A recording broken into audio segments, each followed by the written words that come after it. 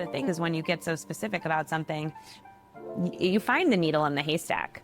I knew from the very beginning, and I think by then a lot of people knew I was really already committed to the work I was doing being in a sustainable space and driving equity forward. I definitely was an early proponent of, if the programming is diverse and equitable, we don't have to have a frickin' conversation about it. The whole point of it will be what is delivered, and it will be good. What I really want to know is the design of this experience has a ripple effect. Why I started in food was for belonging. Why I fell in love with food was belonging and seeing more representation. What is the ripple effect of helping people understand themselves better through food and beverage? I will always love food and beverage, but I'll always love people feeling like they belong and making discoveries about themselves and a subject more. I have to always remember, sometimes you're ahead of your time, and that's okay. Hi, everyone, and welcome back to the Perfect Bite podcast. I'm your host, Sarah Perkins. When you walk into your favorite restaurant or winery, what are the things that stand out to you? The food is incredible, the wine is to die for, and the hospitality makes you feel right at home. It's all about the overall experience. Today's guest is an expert at experience design across the food and beverage industry and pairs it all with a mission focused on community, equity, and diversity. After all, the perfect third spaces make everyone feel welcome. Please welcome the founder of Maryam & Co. and partner at PLAYTE Kitchen, Maryam Ahmed. Hello. Hi. Thank you for having me, Sarah. Oh, thank you so much for being on. You and I met on the most incredible day in LA, put on by Cherry Bomb, the membership organization for women in food and beverage. We were at Cherry Jubilee, and it may be the most joyful conference I've ever been to. An amazing room, like the best. So much energy. Yes, it kind of felt like Greta Gerwig's Barbie Land finally came to life. You know? It's so true, especially with the wardrobe. Very much so. Yes. Today I don't have on cherries. I do have a Cosmopolitan. I love Cosmo. My friends make fun of me sometimes because of how much I like Cosmos, but they're just a quintessential, delicious, minimum ingredient drink if they're made right. So I love that you're repping it, honestly. Making me feel better. Oh, I'm so glad because I haven't had one in a minute. You know, I love a dirty martini if we're talking about a night out with the girls. But there is something so classic about a Cosmo, and bring them back. Cranberries are great for the holiday season. Let's lean in. I mean, as far as I'm concerned, they were never gone. They were never out. I've been just kind of solo repping them for a while, I think. Yeah. You're just the Carrie Bradshaw of your group. It's fine. Well, Maryam, I'd love to take things back to the beginning. I'd love to hear when you first fell in love with food and wine. What were your favorite foods as a kid, and what was eating really like growing up in your home? So many good questions all in a row. I grew up in upstate New York, and that definitely played a role in the food that I had around me. I think in two parts. One, upstate New York is very proud of their just championing of the carb group, generally speaking, yes. Right? We have pizza and bagels and fried chicken wings and you name it, we've carved it up in some way. Yes. And then the second piece of that, where I grew up, in New York is a really interesting place in upstate New York. It's an intersection. A lot of folks from international communities lived there. And so I also had access to really great Greek food and Indian food and more increasingly Thai food. And that was really great to have growing up, exposure to those communities and also to their food.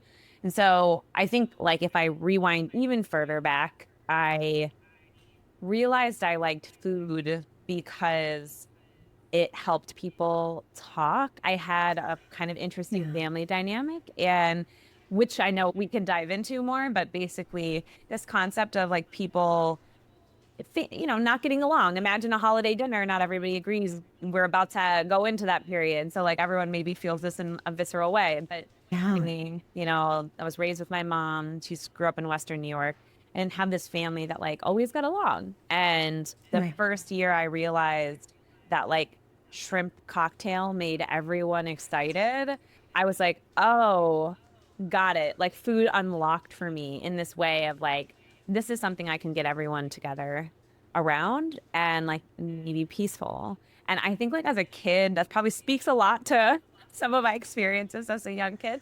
But I just really cared, that everyone wanted to spend time together. And so that's like early food memory is just this discovery of someone's really excited about like a menu that I totally made up and had no idea, it was a Christmas Eve menu, shrimp cocktail, clam chowder, like from the can, obviously. Yes. Just easy stuff, but stuff that was unifying. And then I think like later, I have just great memories of being an adventurous eater as a kid. So I was super open to trying things. I will say I've been a lifelong anti-escargot person. Unfortunately, tried it even when I was a kid and I can't do it now. I'm 36 and I just can't. Yeah. But other than that, really, really adventurous palate as a kid. And my family, you asked like about growing up. I grew up in an adoptive household. My mom fostered and adopted several amazing women. I'm the eldest, and my dad lived a couple of hours away, so I would see him less often. And whenever, though, I did see him, we were eating Pakistani food, we were eating Indian food, and I was just kind of a combo kid, I had this third space, which was the table for me. Like, yes, okay, I get to connect with people and eat really good food. And wine, I think, came later, but for similar reason. This idea that I think even more so when you're in these like more grown-up social spaces, wine is about connection, but also it unlocks so much more to talk about. And I was really intrigued by that. I really love natural curiosity. I love philosophical conversations and also something that's tied directly to our agriculture and how we steward the land. And so like it was just a really good fit that like furthered what food had already done for me as a young kid. Holy cow. Your childhood set you up for everything that you ended up doing and why you're so great at it. Thank you for opening up also, by the way, because you're right. I mean, holidays can have really tough times for people. It's not always just like happy slappy. And I like that you saw food as this vehicle for peace, especially during a time when we have seen it weaponized globally in different ways. And so it really makes sense that you ended up doing everything you did because you saw, eldest daughter moment. You were like, if I bring a really good menu to the table, then everyone essentially shuts up for a second. Yeah, gets like along. no one had talked to me about food. Like my parents are physicians, my grandma was an optician. Like I was misunderstood. Like, why this? Exactly. Yeah. What is her fascination? I think I was just really hyper focused on, first of all, a moment of peace. It was a big house, lots of people running around and different agendas and all the things. And so like the table was like, we never missed a weeknight meal. Everyone had to sit down and eat, whether we were eating out of the box or my mom was making like her Wednesday night meal, spaghetti and clam sauce or whatever.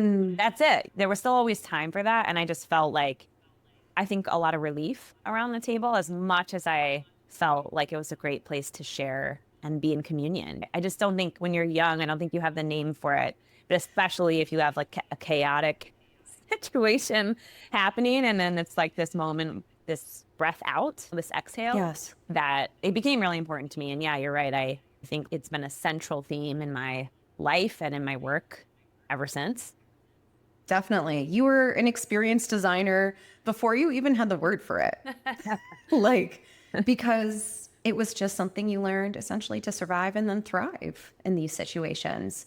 So then tell us about how it led to your career journey. What did you end up going to school for? And where did you start to put these pieces together of food, wine, and I especially love how you mentioned too, agriculture, how we're focused on heritage, science, history, and everything that comes from our land between these two categories.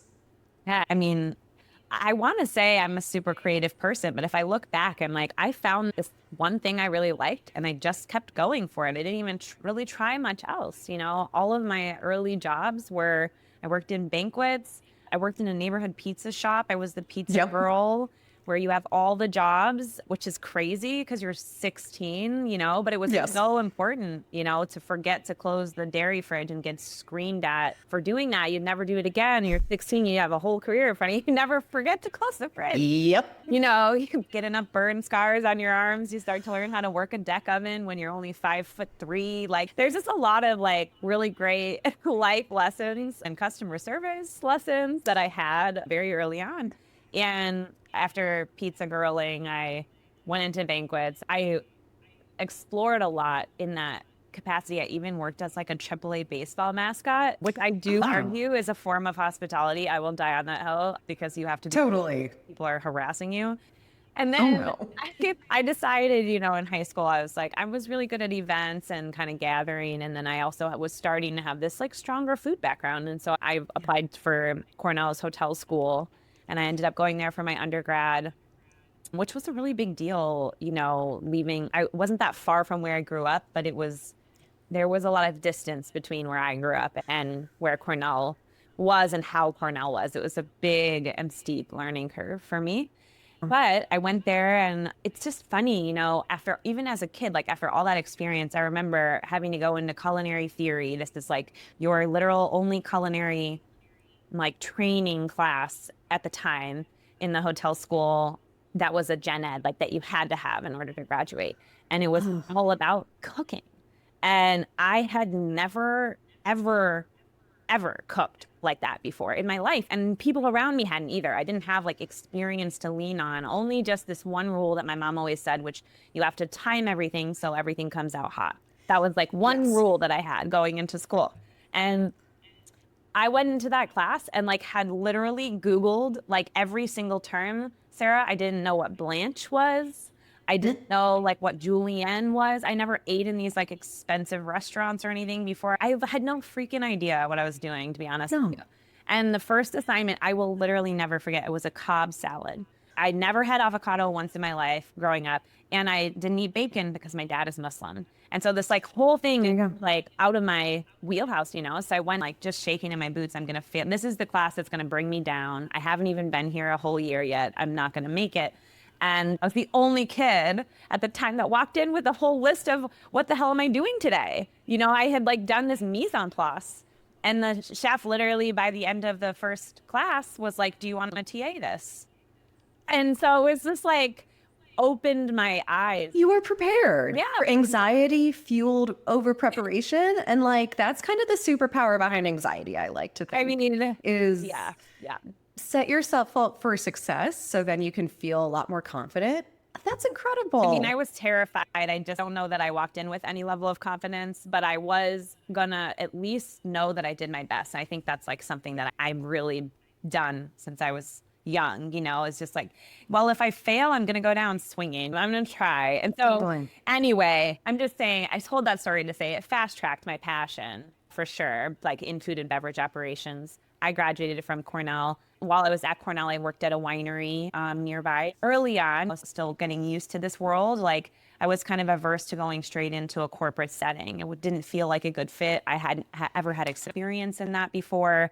And so I asked a local winery if I could intern there. I basically designed the internship and handed it to them and was like, this is what I have to do. Can you just sign off on this? And I'll do anything you ask. And it was actually amazing because what ended up happening was like, I got this 360 view of what it was like to be a supplier. And then the following year, I got picked up by a larger company to go and intern and then later become a full-time employee of a distribution company in New York City. And it was because I had supplier experience. Meanwhile, I was just like, trying to feel like I fit somewhere.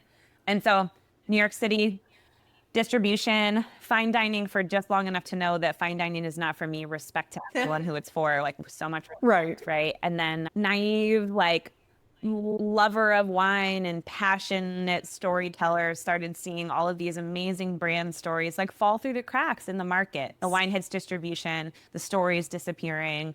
I'm sad about that because I'm 22 and everyone should know every story there is. And I start to think about like also missing the outdoors. And I just decided like maybe I can help solve some of these issues for myself and the industry if I go and learn the language of the small business owner and the winemaker. And I had enough of that language to understand like maybe a clear next step could be going and getting an enology and viticulture degree. And so I left New York City to go to Walla Walla to pursue Wow. Walla Walla, Washington, because some people think it's in Oregon. It's in Washington State.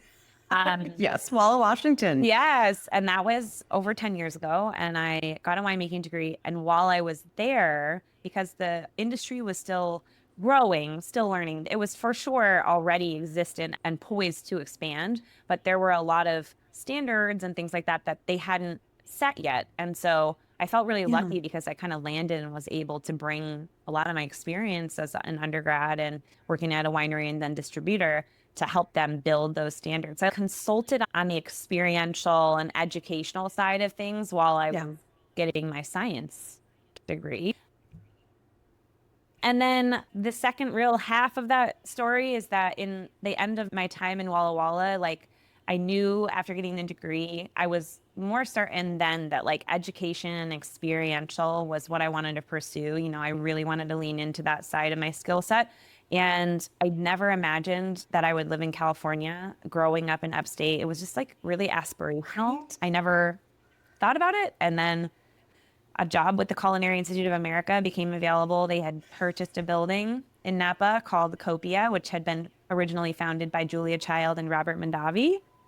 Oh my goodness. And I had read about it while I was at Cornell and thought, oh my gosh, how amazing. And I applied for this role that eventually kind of catapulted to opening the building and just a much larger role than I started with in 5 years. And then I started Maryam Company in 2020. So that's like the long, short version of it all. But I just like, I'm trying to give the reason behind all of these things too, in case anyone's trying to figure it out. This is incredible. I mean, like your through line to me makes so much sense. Again, still at the end of the day, like you're a go-getter, you're a self-starter, like all the words you want behind an entrepreneur. You're now a multi-hyphenate, multi-time entrepreneur. You had started hospitality at one point during I know. all of I this can't too. believe you found that. That's amazing. Yes. Hospitality. That was It's my job to dig. That's what I called it. That's what I called my consulting company while I was in Walla Walla. I was like trying to relate it to wine. I will say a lot of people didn't understand the play on words like 10, 15 years ago. But now like more and more people use Eno. So I have to always remember sometimes you're ahead of your time and that's okay. That's okay. Agreed. Part of being a multi-hyphenate. Well, yeah, and it's part of being someone who loves to think outside the box. Like, I had attempted a startup like way before you saw a ton of women's peer-to-peer fashion rental spaces.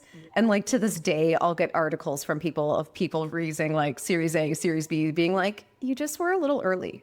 Like, people just weren't ready. Yeah. So I think you're a visionary. And this was really special. I want to really highlight this role more that you had at CIA, at Copia. I mean, again, like I went to school in the Bay Area, was just in Napa, and I missed you the other month. And there's just something so special, especially when you're coming from the South, from the city, and you're entering and it's just suddenly turns green and the vineyards come into view and you're in this area of the country and the world alone that then has produced many top chefs, top winemakers, and it's kind of this just haven. It's this haven for people who love both. So tell me more about how you were approached by CIA and then what this exact programming and department you built out. I mean, that was over a number of years before you even started Maryam & Co. So take a deep dive through this and tell us even more about really what experience design is and how you started connecting it to the consumers and not just to folks who wanted to be students at CIA. Yes. Well, I love that you already have your head wrapped around it because that's like step number one, right? So you just explained it really well. So it's a great starting point. I will say, first of all, CIA did not approach me. I for sure approached them. I was still pretty young in my career, pretty early on. I loved Walla Walla so much, but I knew if I wanted to be able to impact the industry or impact my career, I needed to go outside of a 30,000 person city, knowing I would be a winemaker, right? I wasn't following the winemaker path. I could have stayed for sure. And I was just trying to find these fits around how can we deliver education ideally, right? Like with a connection to marketing, or really marketing is connecting it to like what your growth vision is, right? Like at the end of the day, what is our ultimate vision for this company or project, et cetera? And so I wanted like a role that touched both. And I don't know when I got so specific about it, but the thing is, when you get so specific about something, you find the needle in the haystack. For anyone who's like worried about that, you really do find the needle in the haystack, and they come to you. I think this was a prime example. And I loved this synergy that I had already read about Copia and had thought, what an amazing concept, also ahead of its time. And it was just like really this sort of amazing opportunity. And so I interviewed for the position. I was overqualified, arguably. And even my interviewer said, you know, you're overqualified for this. But the idea was that at the time when I interviewed, Copia had only just been purchased. They hadn't even like broken new ground on kind of construction updates and blueprints and things like that. And the person that I ended up reporting into, he was a visionary. I think he could see it 10 years down the road. And I was just in awe already to be being interviewed by the Culinary Institute of America. You know, that's how I entered the interview. And he was looking for someone who could be on the ground and operate and execute, and also understand vision and be able to hold on to that as the end goal while executing the day-to-day. And that's a skill set that is hard to find, I think, in people. And I had been consulting for a couple of years. That's the whole gig around consulting, right? You have to keep the North Star for the client.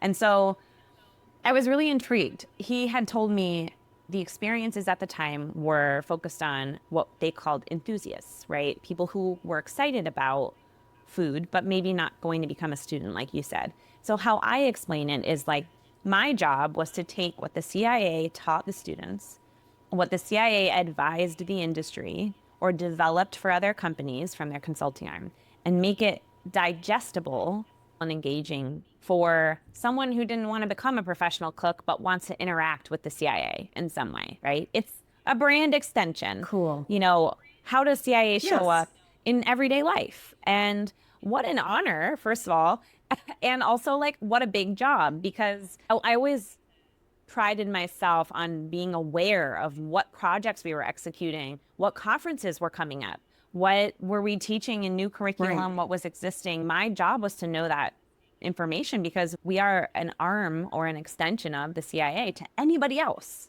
right? And so when we talk about making something digestible, for me, that was where the experience design began, because you can make things digestible in different ways, but they have to resonate. And so when I walked into the business, what was already existing were chef demonstrations, which 20 years ago, 15 years ago, and even 10 years ago, were still a really popular format before people started using their phones. They would sit for an hour and listen to a recipe, execute it, and learn some tips, and then taste a bite after. That certainly changed, for sure, has changed. People just watch it online now. And other formats that existed that were experiential were like a 5-hour cooking class on a Saturday, which was super intense. And then also like a boot camp, which was multi-day experience, 2 to 5 days for people who wanted to invest more in how they cooked at home, but of course that weren't going to invest so much like as far as a degree was concerned. And these are folks who are really in a high disposable bracket, people who of course want the affiliation of CIA, right? And then also folks who believe CIA is the best place to learn. There's this belief there, and that makes sense. So from there, what I think is important to point out also about experience is I think you can look at an experience as something that it can seem effortless. It can seem from the outside lens as something that was easy to decide on, to design, to pull off.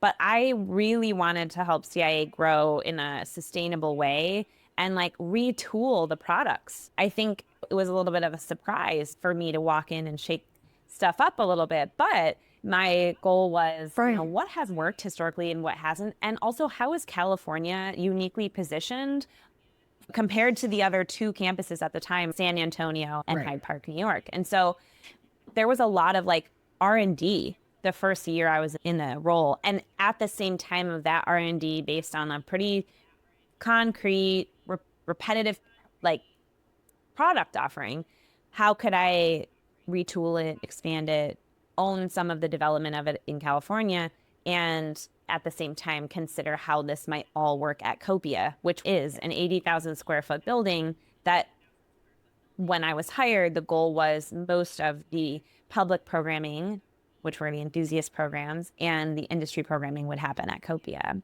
along with some other outlets like a restaurant and a retail store and et cetera. So this was like this consumer playground eventually, but just kind of like giving you an inside look at like how to evolve experiences that already exist. And like we had data. I was like, well, what sells in July and what doesn't sell in July and what sells in January but doesn't sell in January? I mean, like the first full budget year, which is a mid-year fiscal, I was just toiling with what worked and what didn't, and simultaneously starting to design what would happen in the new building.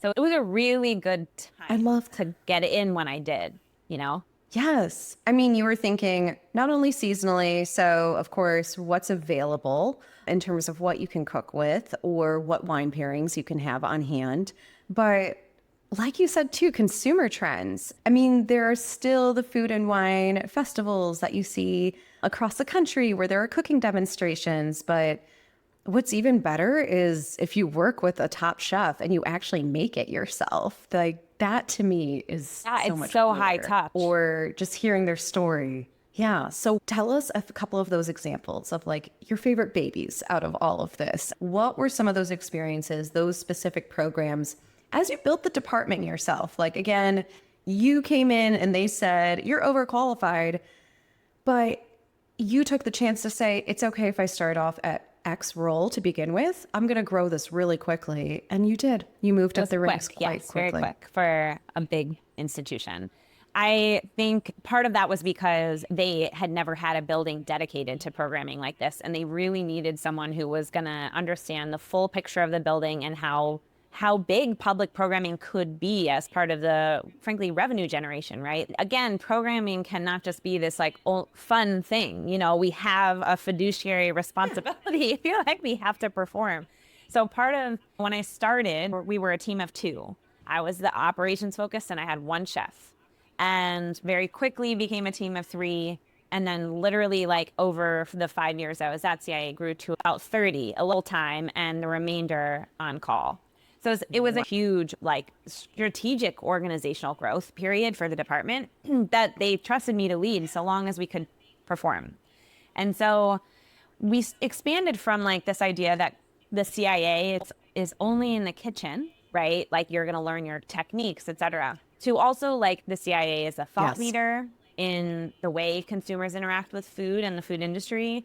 CIA is also an opportunity for community, right? So we would do really large scale events. So I used to say like my department creates experiences for 2 people and 10,000 people. Like, I mean, you could go real big.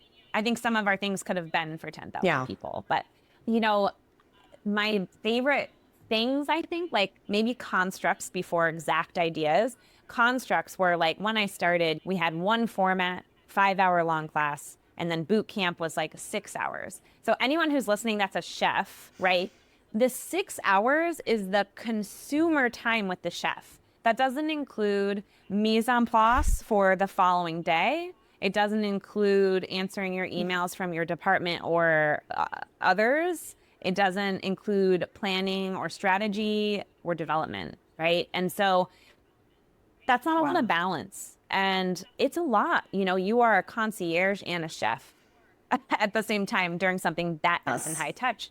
So like, constructs for me were how do I help build a career for a chef that is balanced, because we don't see it a lot, and education is already a little imbalanced, right? We give more than we get if we're in education, but that's partly because of passion. And I just wanted my chefs to not be salaried stretching the day so long, and I wanted my on calls to get the day done without hitting overtime. Like, it was a pretty simple formula that I was aiming for. And so we started introducing like smaller, shorter format classes. What can we do in 2 hours? We can teach people dim sum and dumplings. Yeah. Right? We can teach people how to roll sushi. Like things they can take them home. Like things for like a theme night, because everyone now loves dinner parties are back better than ever. Right? Hosting. So that sounds amazing. Entertaining at home, right? Like these smaller, shorter classes with less lift for everybody, but that still deliver the message that CIA is the best of the best, right? Like easy. Yes. And I think also construct wise, other things that I was like really just excited that we did was we added a lot, I think when I started at CIA was when they started, like, magazines were saying, this is the experience era. This is the era of experience, like every which way you could rephrase it. And so I was like, well, if that's true, like, I know we have an events department, but how are we selling into their offerings? Like, why don't we start expanding into large group sales? Like, why don't we also, when we're having a conference for doctors, add this hands-on cooking class opportunity and bolster revenue for both departments? Cool. And so a lot of my job was, I think anyone in marketing or comms understands, like, I got to know everything and we got to be working with everybody. And the best way I could explain it up was to say, this is going to make us more money, period. And that's all I know. And like, this is like the soulless part of working with any sort of business, is being like, you got to make money. Like, it's the bottom line at the end of the day. Even when you're a nonprofit, like, it's the bottom line. You got to make money to keep the mission going and keep the efforts going. Understanding the matrix is so important. It's just like designing a menu. It's like my family fun day Sunday class that's $15 a person isn't going to make us any money, but it's going to get 40 new people or some repeats in the door every Sunday that also might eat at the restaurant, that also might shop in the retail store, etc. And like, that was the point, right? We were this value add in every direction. And I would say, like, feather in my cap, because you asked, was really one of the last programs that I worked on, which was called Conversations at Copia. I worked with Chef Andrew Zimmern as the moderator for the series. And I mean, I don't think he would be like upset if I said this, but one of the things that was such a cool experience for me as a young professional was, like, I designed this program that was a conversation series to really positioning CIA as a thought leader in the consumer space around how we interact with food, this bridge between consumer and industry, and helping people understand real-time, like, challenges or trends in the food world. And who better to help me, honestly, right, translate that, I think. And when I pitched it and pitched the themes and who I wanted to involve, was an opportunity for me to expand also, like, the diversity of speakers and people we brought into CIA. Andrew took one look at the program and was like, I wouldn't change anything about this. Let's do it. And that was really cool because it really put a lot of, I had been there for 4.5 years at that point. Like, what else can I do from here? And what other impact can I create? And that was like a really cool program that we got all the way to execution the last quarter of 2019. And then we know what happens. But you chose that opportunity, which, again, everyone who's ever come on this podcast is like, was working on something, and then March 2020 hit, and the lessons that they learned from it, because if you can get through a tough time like that, the tough times we're even going through right now, you can do anything. So I could talk to you for days, honestly, about your CIA experience, but what I want to talk about is that moment. So you launched Maryam & Co. in August of 2020. Tell us why this time to go independent, why to do something truly on your own, why this timing, still at the height of the pandemic, when you're focusing on designing experiences and strategies behind that for folks. Well, I should say, like, toward the end of 19, I started getting asks for what kind of experiences, could I build for XYZ, or the idea of being able to consult on my own started before the pandemic. And I did speak with my boss about it because I wanted to help more. My whole goal was like, okay, if this is working, like, I want people to feel more educated, more connected to food and beverage, or other industries even, right? And so I had discussions about that because it was coming in anyway. And when March happened, it was just right after we finished a really big program for the beverage industry. And I think it left a lot of impression in people's minds that I was really tied to wine as well. And so I think that's just important because my first phone calls kind of right as things got really crazy and a lot of things were shutting down were focused around beverage because I had kind of post conversations at Copia, had finished a beverage industry summit, and that was what kind of was in people's minds going into 2020. And the shutdown, my whole team got furloughed immediately. And so many people, we just talked about how much time and effort and intention went into building that team.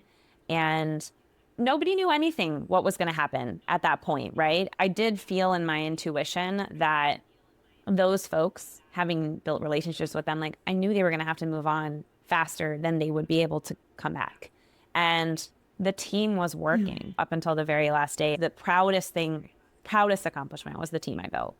And I think I knew that from the start of the pandemic. And the fiscal, like I said, is mid-year.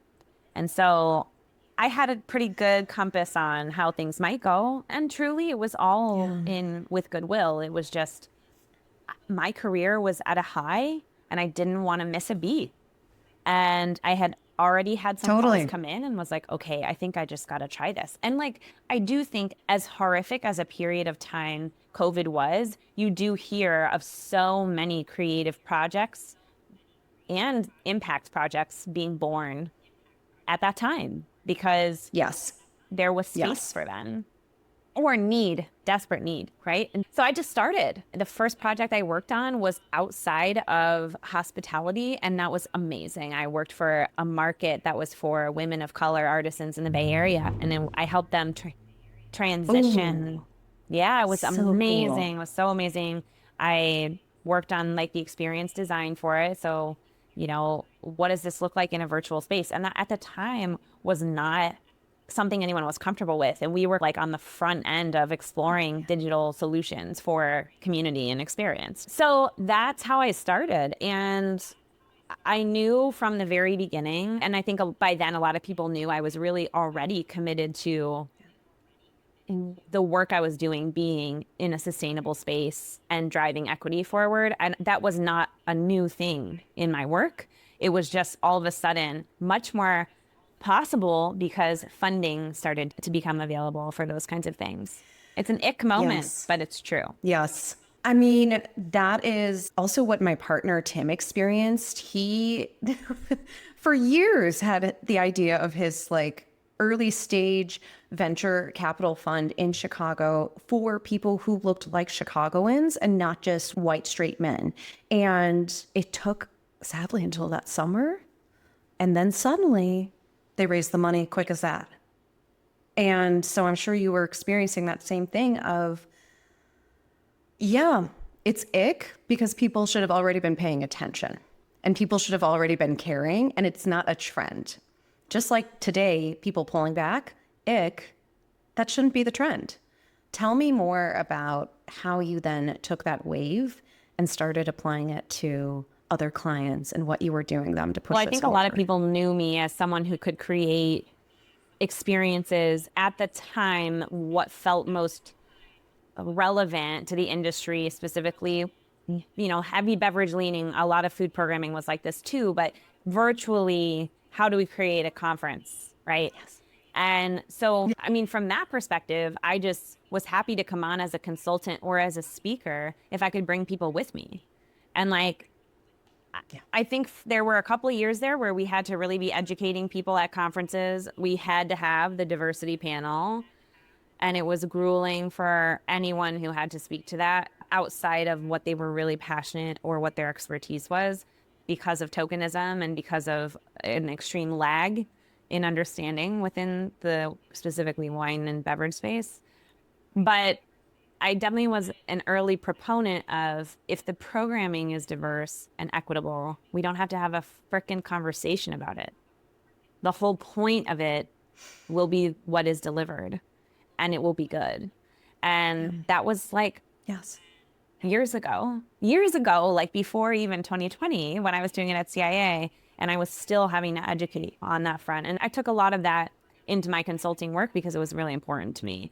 But I did feel like it was helping people catch up. And then I think the other piece was in a lot of my consulting work, that's on the programming side. I've transitioned most of our models, as long as the client can meet me there. We transitioned all of our models to equal payments.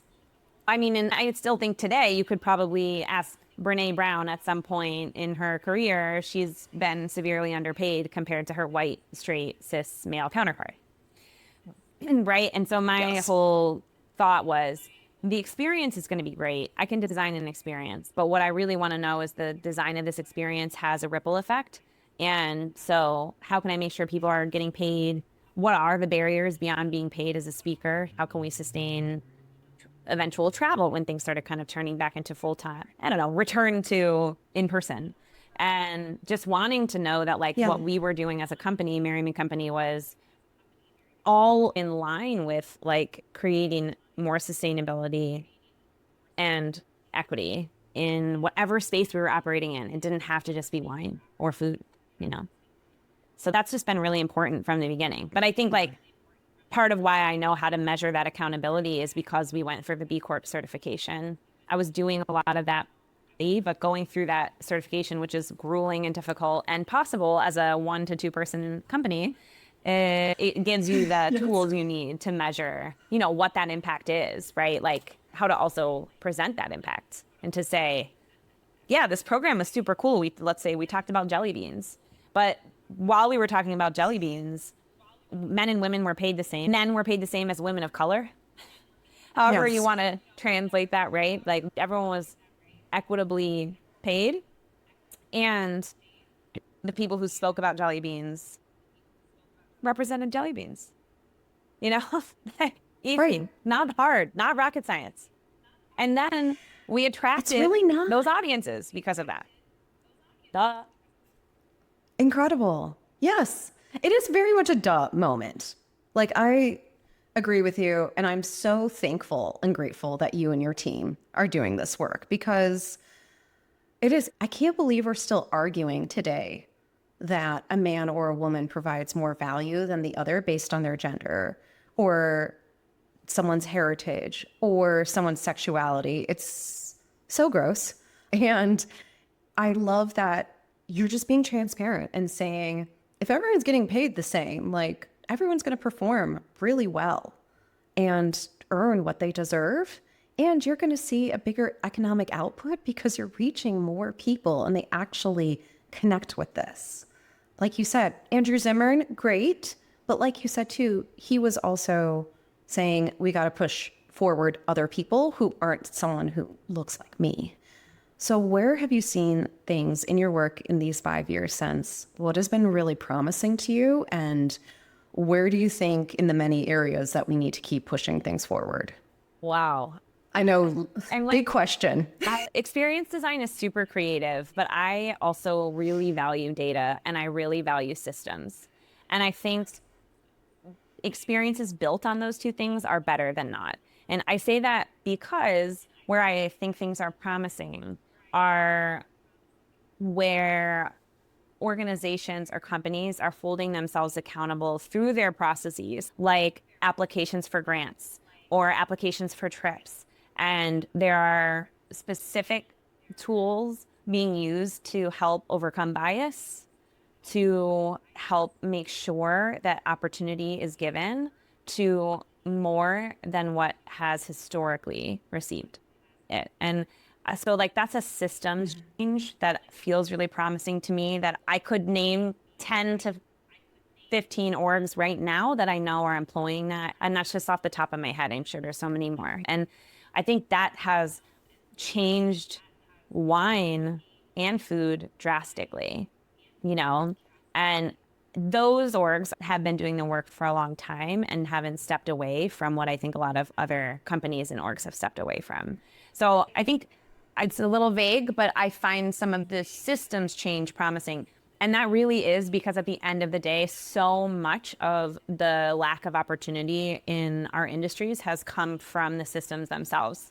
and supremacy, right? I mean, that's it. Yeah. So that feels promising. It still needs to be changed. It's not enough. 15 organizations is for sure not enough, but it exists and it works. And so therefore I have to hope that it will be repeated. I would say on the flip side, like on the front facing or more the glamour facing side, I still see a great diversity in who is speaking on topics, on panels, who's represented, who's in the room. I'm encouraged by accomplices not bailing, the white cis male not bailing in this moment. I'm encouraged by those folks who are continuing to be champions for this very important issue. Yeah, those are areas. I do think also I'm very careful to praise the media because it's mired in issues. But why I started in food was for belonging. You know, why I fell in love with food was belonging, and seeing more representation on these TV shows, both on the sort of reality food TV and fictional TV, is really promising to me too. Yeah. The improvement side is larger than the promising side. I was like, endless? Which word should I choose? Potentially endless. Yeah, we've exponential. always had an exponential opportunity to improve. Like no matter what time period we're in, we've always had the exponential opportunity to improve. And so why aren't people choosing it in this moment? You know, that needs a lot of work. And I think, unfortunately, we feel more divided now than we did even in 2020 because we had this opportunity to put things on the table, to make real change, to facilitate these systemic changes that needed to happen. And obviously, at a very high administrative level, so much of that has already been stripped away. But what it has also done is create space for people to come back into their comfort and privilege and to step away or take a break from these really pressing issues that were more pressing, obviously, under a different administration. And I think just there's an excuse. And I would say the other excuse is that people are worried about the performance of, especially in beverage and on the wine side of the industry. And I say there is a lot rooted in fact on economic impact, but I also think there's a lot of solution that we have not pursued.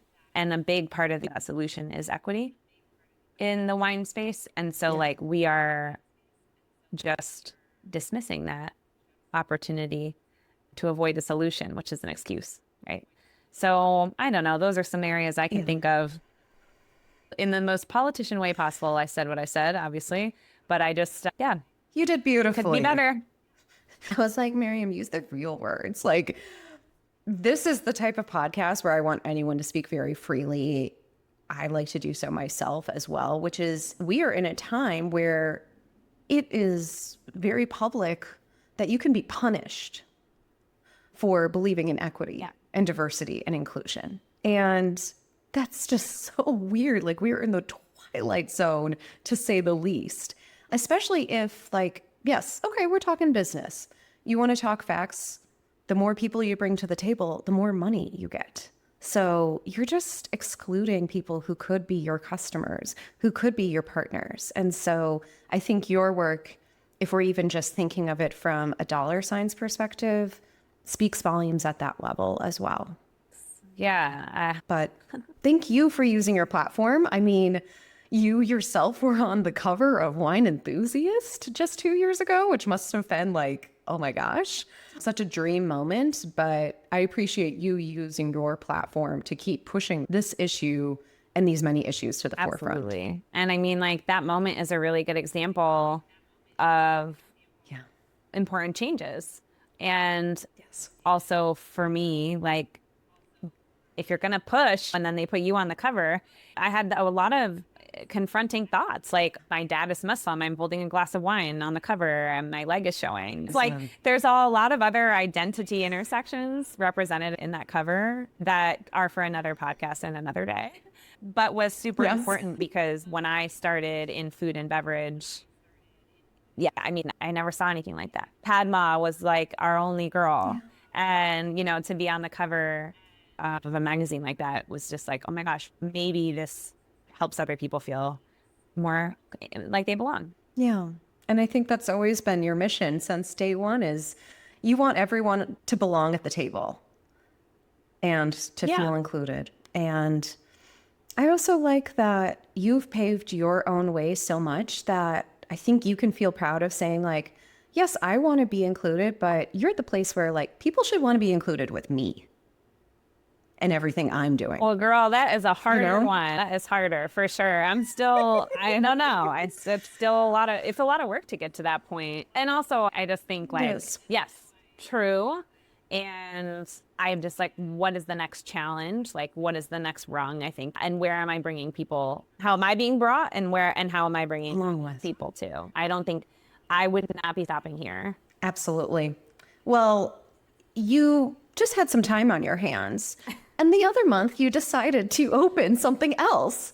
Truly could talk to you for hours and want to make sure we talk about your newest baby, PLAYTE Kitchen in Napa. So spelled Playte. So you're playing, and that's play on words, plate.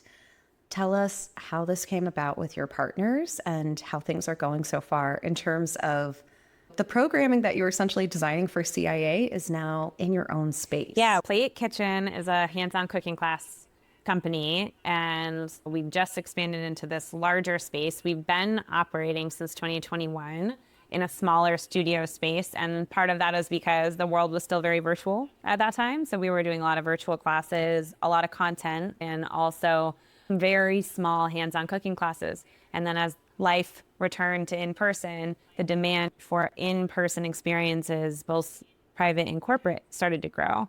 And so PLAYTE Kitchen started with Chef Matt Daly and Chef Sandy Sauter, myself, and two additional partners, Janae Patrick and Josh Anderson. And really, we were just so passionate about continuing to teach people how to cook. And we were also really willing to explore other mediums to do so, really specifically the virtual world. And that was how we launched the business. Like, there was a need. We had already done a lot of research as Maryam Company to figure out what platforms do we use, how do we get in front of people, and we just went. And so this October, we officially opened the doors to our expanded space, our official HQ now, and it's for reference, the studio we were working in is 600 square feet, and this new space is 2,600 square feet. So it's a huge change, but it was always our goal to have a space of our own and a large space of our own. So we wanted to have this space where people could cook from this place of like accessibility and approachability. Because I think one of the things that people shy away from when it comes to cooking at home is the complexity of a recipe or the effort, honestly, that it takes, right? Yes.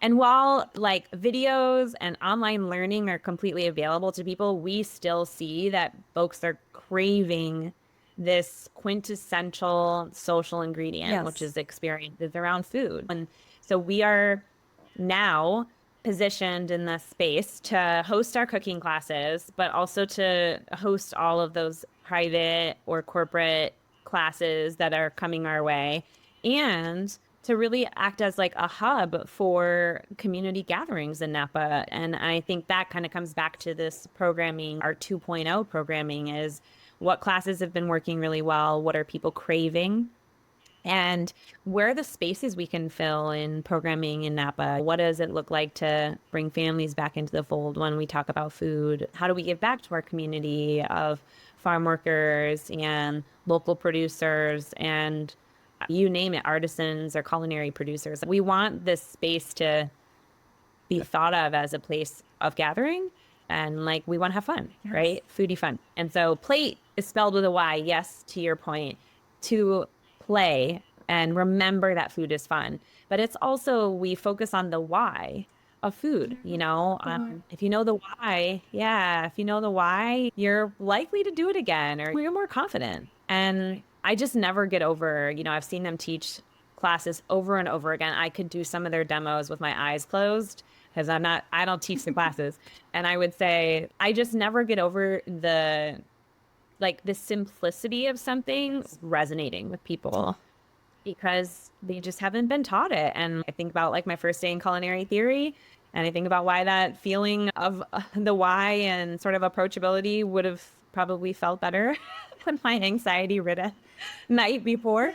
But, I think we've found this really nice little niche of teaching, getting people excited. And I will say, like, another element of PLAYTE Kitchen is just wanting to be super intentional about like when you come to PLAYTE Kitchen, what you cook on, what the ingredients you cook with, and the tools you use to make the food are all things you could find at home or you might have at home. And I think that's a differentiator for us. They're not learning in a commercial space. It's not loud and big and scary. It just feels like your home kitchen, maybe just a little bigger. I love that so much. I love everything you're doing. What do you see next for the future for yourself? I mean, you've done so much so far. What do you say that you're most proud of? And what do you want to see next for everything you're working on? Great question. I'm sure so many people in my life would love the answer to it, including myself. I think, I've been in this industry for over 20 years now in some form or fashion. I started in this industry as a kid. And I think I started Maryam Company like at this amazing, when you're in your 30s, when you're in your 20s, like, you're like, hell yeah, I'm like ready to do something. I'm making an impact. And like a lot of my decisions leading up to starting Maryam Company and thereafter have been like, what is the next big splash? Like, what is the ripple effect of helping people understand themselves better through food and beverage? And I come back to that a lot now as I look at what the opportunities for evolution in my career look like. I will always love food and beverage, but I'll always love people feeling like they belong and making discoveries about themselves and a subject more. And food and beverage has always been my medium for that. I don't think that will go away, but I'm open to like how that might evolve even in a bigger way. I love our industries so much, but I am wanting like additional impact. And I think like I see it a lot in my consulting work when we're bringing people in from outside the food and beverage industry to have these experiences, these discussions. So I'm exploring that a little bit more, that side of my work, like facilitations for leaders and just like strategic messaging and working on these like maybe larger scales of industry to help them be more conscious and engaged when it comes to their sustainability and equity. Yeah. And I see you just having unlimited potential to do so. One, there could be something in politics for you in the future. I don't think I'm the first person to probably say that to you. Not even the 10th person to say that to me. I just don't, where does one start? I don't know. I think with your own community and everything you're doing, well, I hate this part. We're at the last question before the world's best and hardest question. You've given so many great pieces of advice today, but what's one piece of advice you'd give someone who is looking to be an entrepreneur themselves, either within food and bev or any other industry? I think I have two pieces of advice. The first piece comes from a lot of mentees asking, how did you get where you are? Yeah. And my honest feedback is that I learned a lot from working with other people and at other companies. I do think sometimes people can put the cart before the horse when it comes to an idea and a passion without maybe having like the tools they need to run the physical business, which is not glamorous and frankly least fun part of my job. And I still have to do it because there's just me, Maryam and company, yes, but it's me writing the checks and balancing books and doing stuff that I never frankly cared to do. I know. But I am better at it because I worked at other places and I was taught a number of ways of looking at things. And I value that part of my career, and it for sure made me a better entrepreneur and a strategic thinker. So that's one piece of advice. The other piece of advice is like, if you keep asking people what you should do, you stop asking yourself what you should do. And so you just, is it what you want to do? Do you want to work all the time because you love it so much it will never feel like you're working all the time? Do you believe so firmly and unshakably in what it is you're trying to accomplish that you can wake up and tell people about it every single day? Like, ask yourself those questions, because that is entrepreneurship. Is this crazy, sometimes blind belief in your potential success. Yes. And in what you have to offer, whether it's a product or a service. But you got to be able to live and breathe and die by it. You really do. Ask yourself. Oh, that's a beautiful way of putting that. Thank you. I hadn't heard it said that way. Well, thanks. I'm listening as I'm saying it. I'm looking at what I need to go do it. I know. Maryam, thank you again so much. A little reminder for folks as we get here. This is called The Perfect Bite, not just because it's a perfect bite of our founders across the food and beverage industry, but it's also because we all have our own perfect bites.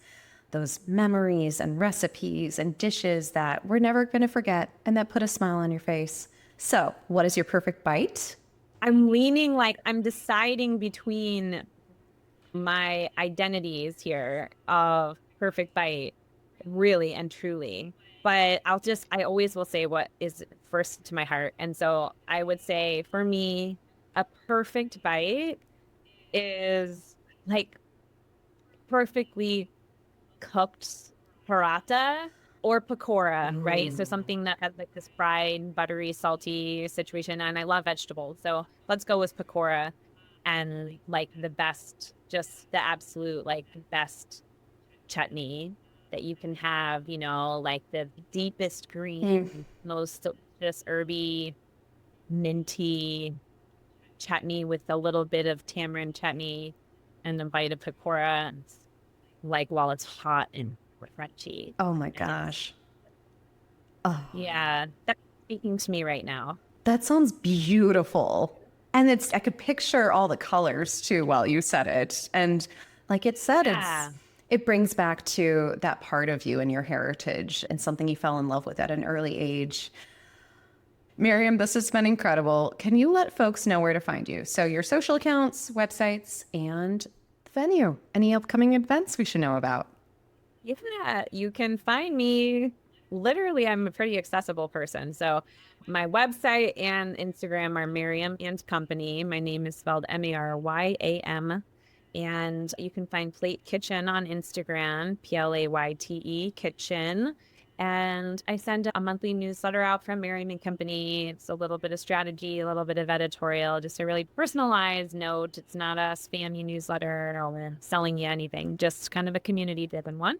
So if you're looking for like information on events in the wine space or culinary space, or even I put a lot of like financial equity opportunities in there, financial grant opportunities, things like that. Those are some really easy places. And if you respond to the newsletter, it comes straight to my inbox. So I respond back. Incredible. Maryam, thank you again for all your time, your wisdom, and the work you're doing. I'm so glad that we met and that, 2,500 miles doesn't have to keep us far apart here. I can't wait to see you next time in Napa, have some Cosmos and martinis and wine together. And everyone, thank you so much for listening in. This was Maryam Ahmed's Perfect Bite. Thanks for tuning in to The Perfect Bite today. You can listen to future episodes on Apple Podcasts, Spotify, and anywhere else you listen to podcasts. Thanks in advance for subscribing, rating, and reviewing. You can follow The Perfect Bite on social media @PerfectBitePod. Now go get something good to eat.